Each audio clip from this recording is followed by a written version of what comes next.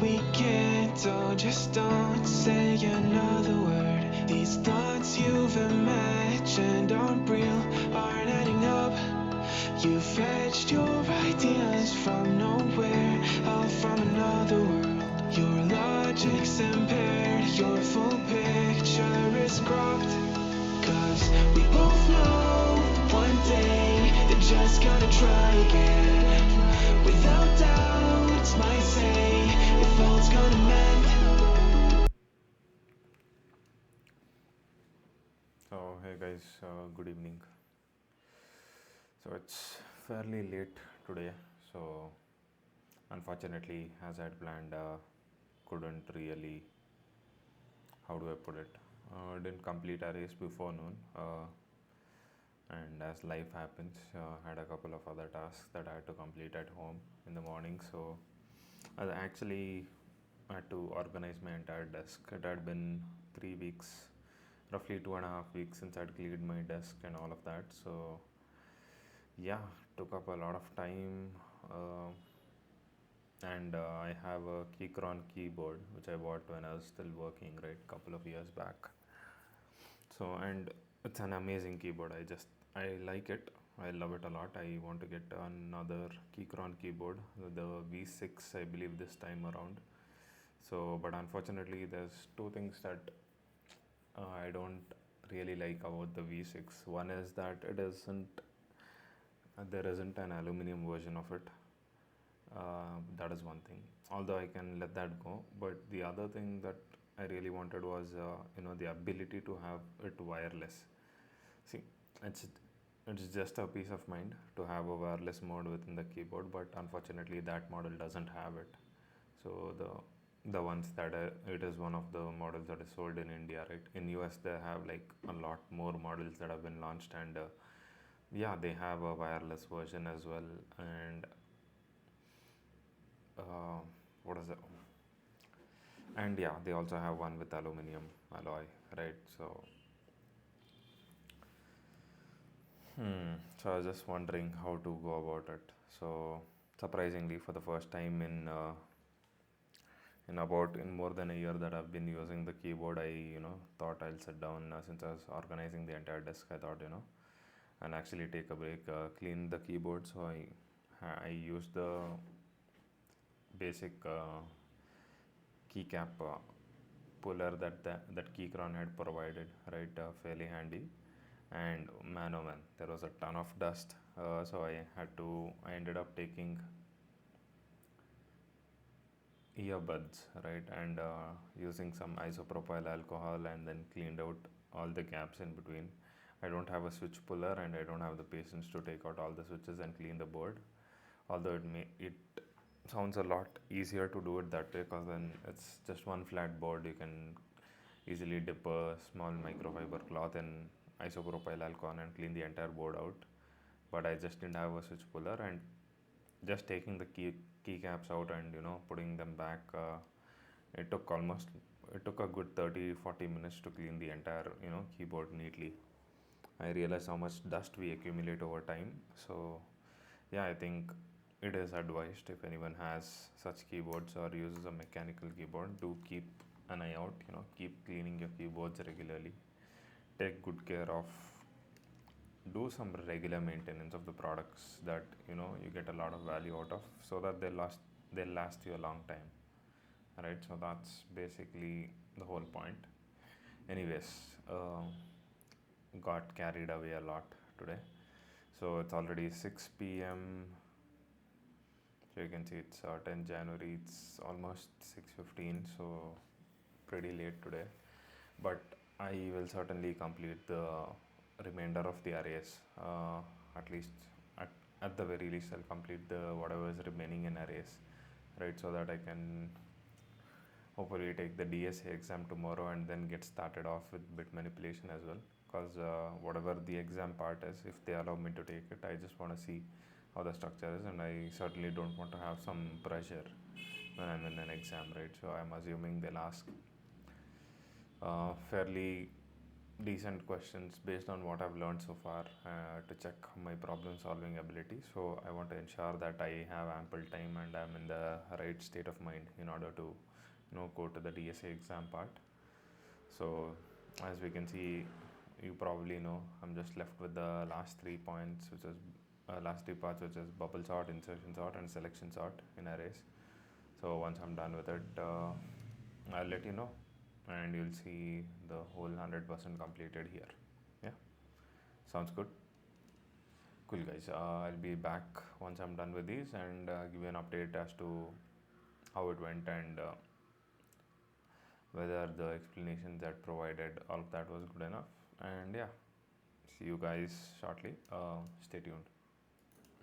Hey guys, welcome back. So as you can see, I completed the assignments on arrays. Frankly, you can already see the time is roughly 8:15. So I spent almost 2 hours.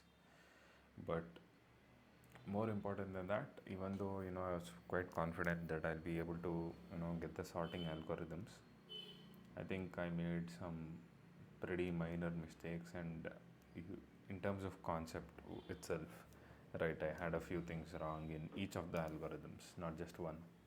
So because of those mistakes, and Sharpener had this.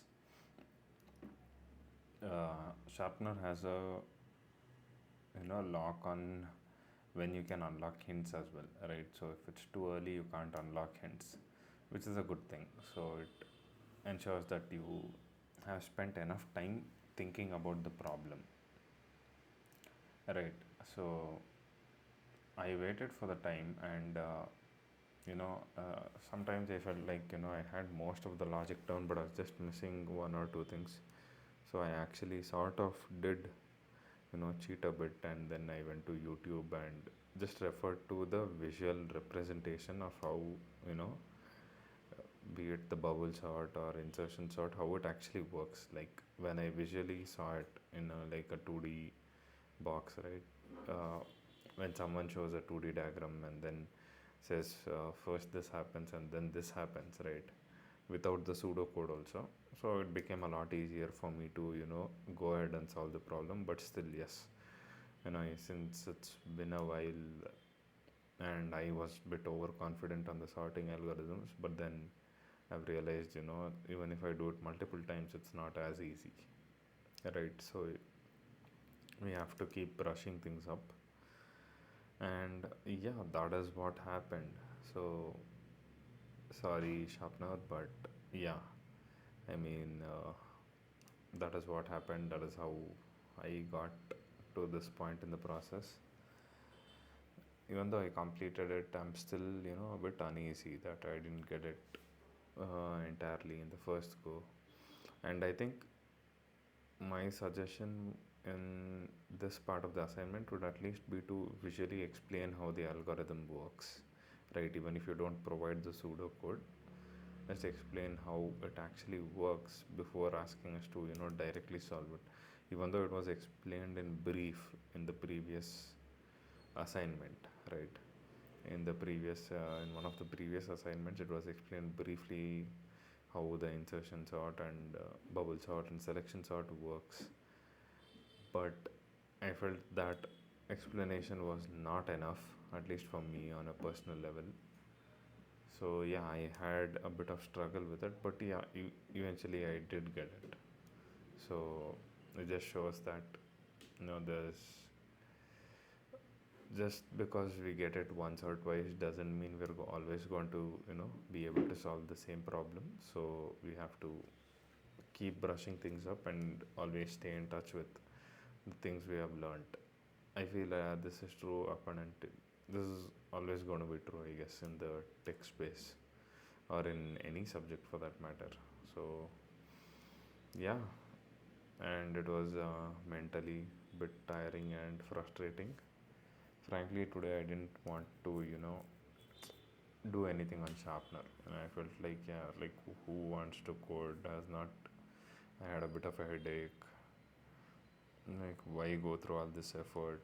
I mean, just look at this entire list, right? I'm still like at the very tip of the iceberg. basically. I'm literally at the tip of the iceberg.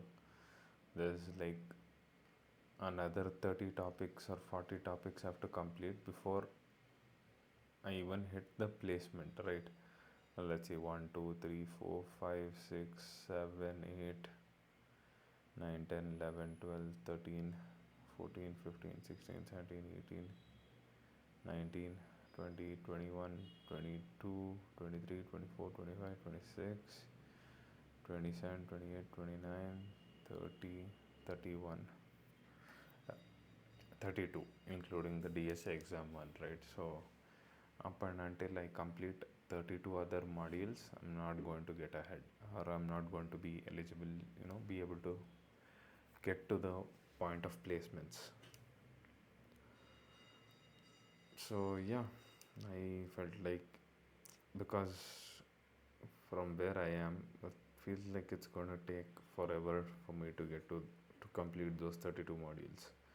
But you're seeing me doing just 2 to 3 assignments in each module every day, right? That is all I'm able to manage, even though I'm not, working. Or it's just because I'm not working doesn't mean like I'm not doing anything at all. But yeah, I mean, the afternoon time is, my brain just doesn't work, right? After I did multiple times, it's just too stressful, or it just doesn't function at its best. So either I have to do things in the morning or in the evening. And in the morning, I'm occupied because I'm a bit concerned about health, and I'm doing a bit of training and working out for that, because my health hasn't been in great shape. So in the morning, I spend anywhere between 2.5 to 4 hours just focusing on health, right?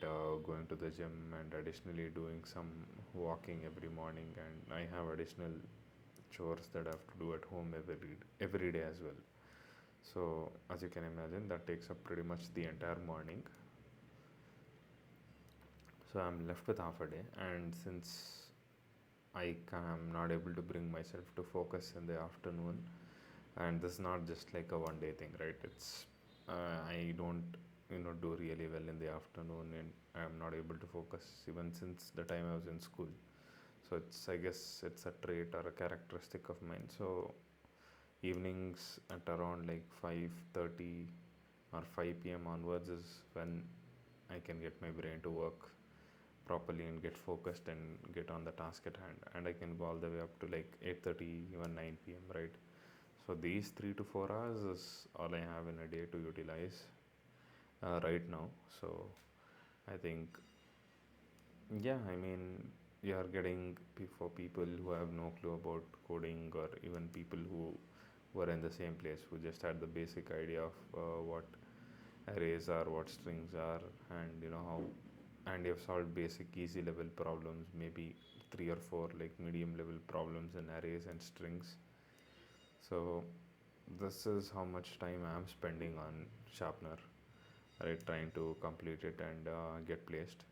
Even once you complete the module, it doesn't mean you're going to immediately get placed, right? So Sharpener has been pretty open about that in one of their earlier videos, or even when someone joins, right? They have an orientation, I believe, so they'll tell you openly. Based on the market condition, it varies. Once you enter the placement module, I think, or once you complete the placement module, whenever it is, they start referring you. From the time they start referring you, it roughly takes about, you have to give yourself at least a month and a half to 2 months, right? So if the market condition is amazing, like it was during COVID, then it will probably, people might get placed even in 15 days, right? But last year, which is 2023, and even in this year, the market is still not that great if you're getting into IT, that is, right? So coming into IT as a fresher or whatever it is, with very little experience, it's very difficult. So do expect, I believe, we should have realistic expectations. So yeah, I'll still take, once we complete the placement module, once they start referring us, it'll still take a good month to 2 months, right? So maybe even 3 months. So it's all based on market conditions and how things are moving. So during COVID, I've seen people in my other boot camp get hired. Like I've seen a person get hired pretty much like every week or every 10 days. And there were instances where like some 6 7 people or 10 people got hired within in 1 month. So it's just how the IT market works or the IT domain works. So I'm aware of it, and I'm making sure that I don't have unrealistic expectations so that I don't get disappointed, basically. So that is about it. I spoke a bit too much today, even though I did only 3 problems. Seems to have become the norm here on my videos now, but it was just me sharing like small tidbits of information every day. And yeah, I'm also maintaining a Word document moving forward. As I mentioned, I refer to a couple of YouTube videos to understand, like to get the visual representation of the algorithm, right?